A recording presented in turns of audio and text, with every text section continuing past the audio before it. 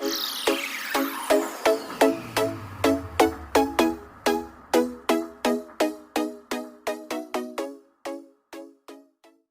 dear students, today I will discuss about a truly beautiful mind. A truly beautiful mind यानी truly भी है, beautiful mind भी है, किसका हो सकता है? Think for a while.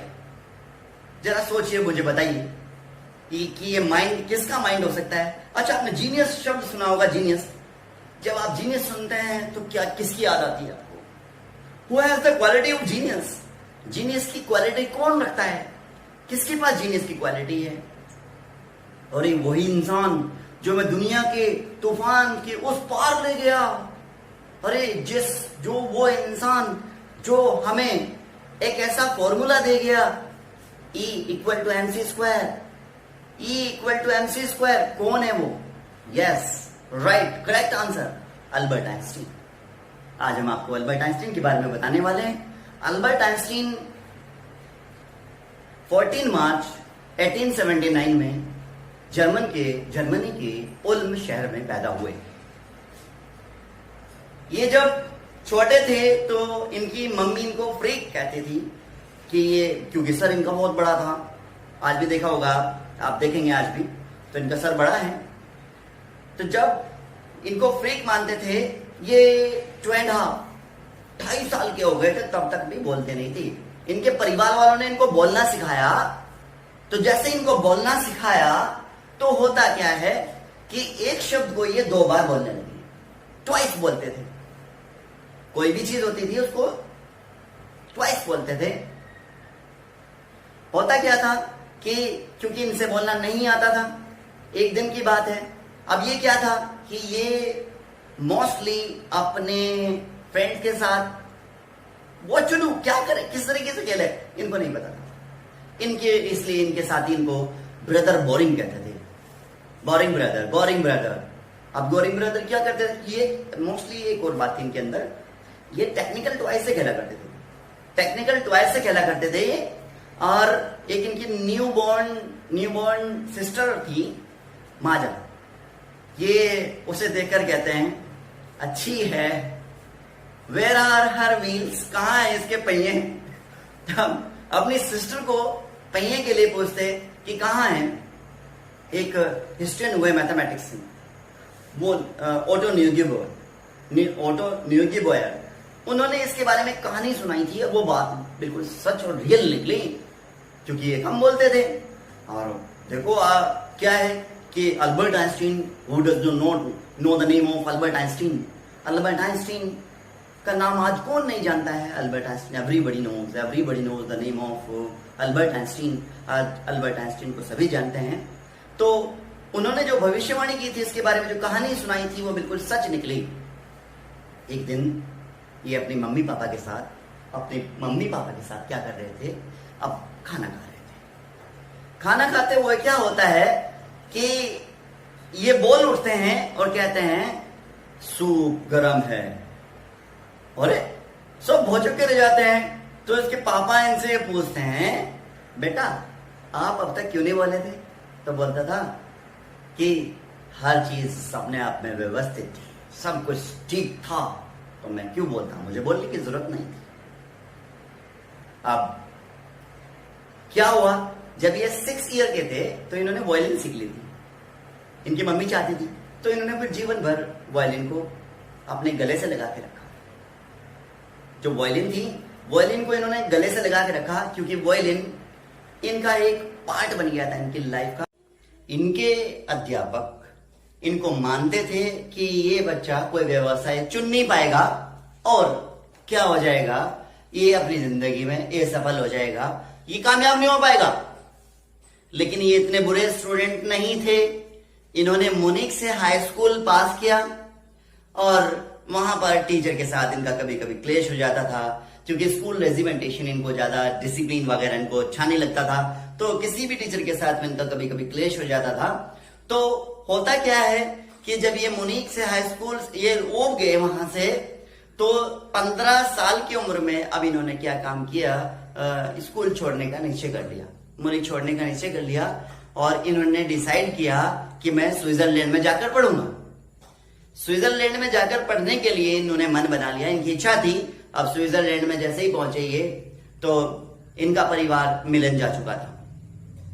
Switzerland में ज्यूरिक यूनिवर्सिटी में इनको एडमिशन मिल गया और ये जो मैथमेटिक्स में थे, मैथमेटिक्स में गॉड गिफ्टेड थे, लेकिन फिजिक्स में बड़ा इंटरेस्ट था इनका। फिजिक्स में बड़ा इंटरेस्ट था।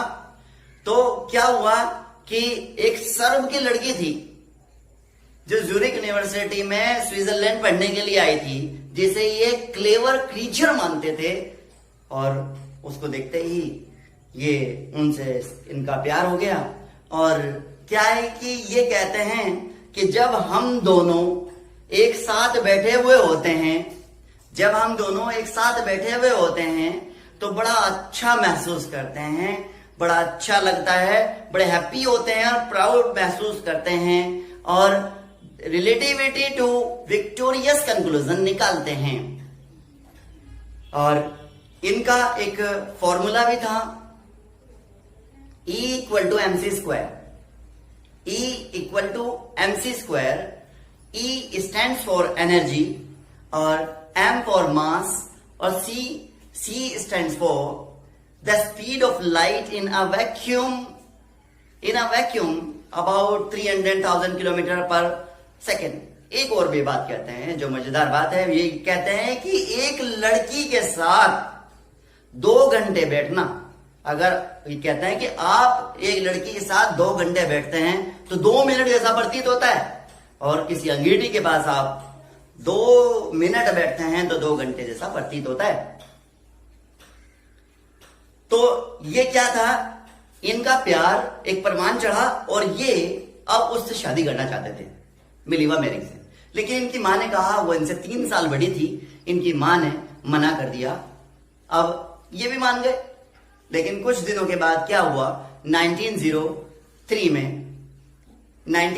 में असल क्या था, जब 1900 में 1900 में एक ग्रेजुएट थे, स्नातक ग्रेजुएट थे, और इनके पास कोई नौकरी नहीं थी। 1902 में इनकी नौकरी लगी, वो भी बर्न में लगी टेक्निकल एक्सपर्ट के रूप में।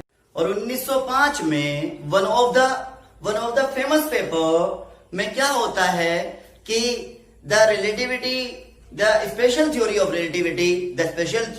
रिलेटिविटी थी, जिसमें था टाइम और डिस्टेंस एब्सोल्यूट नहीं होती।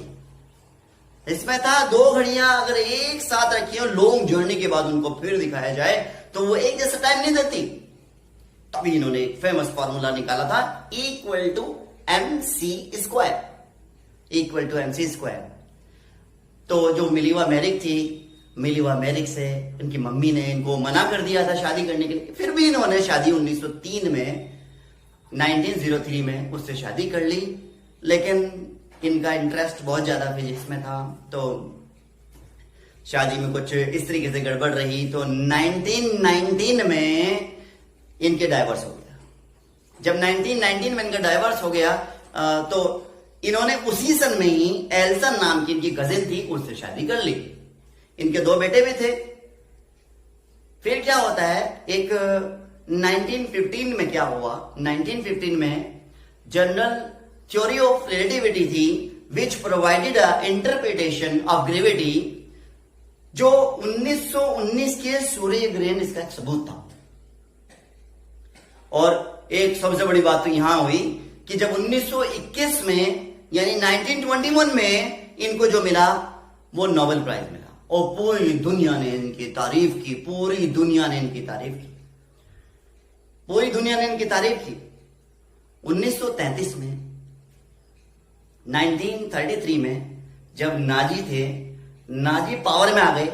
जब नाजी पावर में आ गए तो उन्होंने जर्मन पर सत्ता आ गई उनकी। जब जर्मन पर आ गए तो ये यूएस चले गए। तो फिर उसके बाद इन्हें ये डर था कहीं ऐसा ना हो कि ये नाजी जो हैं ये कहीं एटॉमिक बॉम्ब ना बना लें और ये उसका यूज ना कर लें।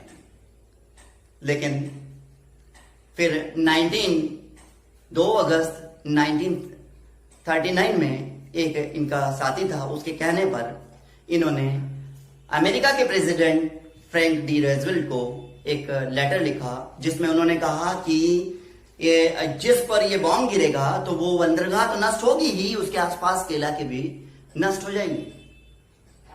लेकिन कुछ नहीं हुआ, अंदर अंदर बात चलती रही। 1945 में वो बम गिरा दिया गया, जापान के नागासाकी हिरोशिमा पर वो बम गिरा दिया गया। उनकी रूह कांप गई, इनकी रूह कांप गई। 1945 की बात है। अब इन्होंने क्या किया, यूनाइटेड नेशन को एक पेशकश की कि वर्ल्ड गवर्नमेंट बनाई जाए, उसकी पेशकश की। और आफ्टर डिकेड्स, कुछ डिकेड्स के बाद इन्होंने क्या किया कि राजनीति में शामिल हो गए, राजनीति में शामिल होने लगे। जब ये राजनीति में इतने शामिल होने लगे कि इनकी प्रसिद्धि बढ़ती चली गई, तो अब इन्होंने हथियार न बनाने के लिए, हथियार का निर्माण न होने के लिए आंदोलन किया। और अपनी प्रसिद्धि थी उनकी, उसका जो यूज किया वो इसलिए किया कि शांति के लिए और डेमोक्रेसी के लिए इन्होंने उसका यूज किया। लास्ट में क्या होता है कि 76 की एज में 1955 में ये हमारे बीच से चले गए। लेकिन आज भी हम इनको याद करते हैं।